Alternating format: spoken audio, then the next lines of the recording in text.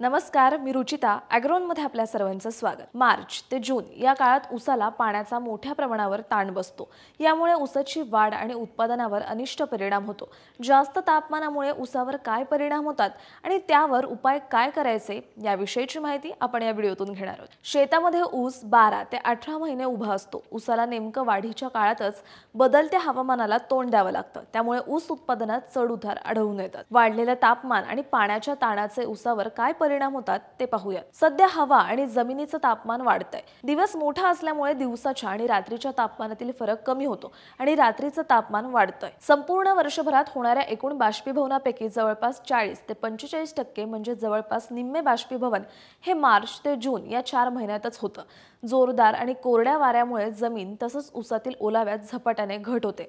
ऊसाच्या मुळाभोवतीचं तापमान वाढल्यामुळे मुळांची कार्यक्षमता कमी होते. त्यामुळे पाणी आणि अन्य द्रव्यांचं अपुरं शोषण होऊन प्रकाश संश्लेषण मंदावतं. ऊसाच्या पानातून पाण्याचं बाष्पीभवन वाढतं. पाने बुडख्याकडून शेंड्याकडे वाळत जातात. अन्न रसाचे विविध भागांना होणारे वहन कमी होऊन पानातील हरितद्रव्यांचं प्रमाणही घटतं. तंतुमय पदार्थांचं प्रमाण वाढून ऊसात दशी पडण्याचं प्रमाणही वाढतं.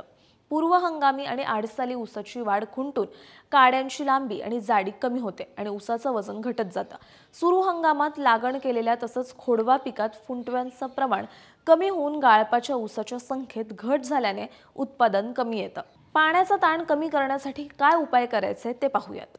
ऊसाला शक्यतो ठिबक सिंचनानेच पाणी द्यावं. तुम्ही जर ऊसाला मोकाट पाणी देत असाल तर पाण्याचा कार्यक्षम वापर होण्यासाठी लांब सरी, एकाड एक सरी किंवा जोडओळ पट्टा पद्धतीचा वापर करावा. प्रवाही सिंचनाचे पाट आणि दांड स्वच्छ ठेवावेत. लांब सरी पद्धतीमध्ये 2 पाळ्यातील अंतर कमी ठेवा. ऊसाची खालची वाळलेली पाने काढून ती आच्छादन म्हणून सरीत पसरावीत.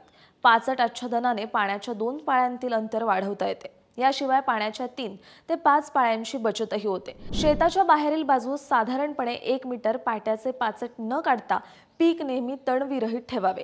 पाणी टंचाई असल्याने 25% जास्त पोटॅश खत द्यावे. दर 21 दिवसांनी 2% म्युरेट ऑफ पोटॅश अधिक 2% युरिया यांचं मिश्रण करून फवारणी करावी.